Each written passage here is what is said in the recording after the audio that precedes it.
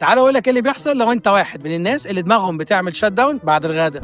اللي بيحصل ده بنسميه فود كوما او النعاس. طب ليه بيحصل؟ بعد ما بناكل اكله تقيله جسمنا بيبعت كل الدم للمعده عشان يهضم الاكل، فبالتالي الدم اللي بيروح للمخ بيقل. تقوم بقى الدماغ بعت رساله وتقول يلا ننام. المصيبه بقى لو اكلنا اكله فيها كربوهيدرات او سكر كتير، فيروح السكر عالي في الدم مره واحده، وبعد شويه يروح واقع مره واحده فنحس بخمول.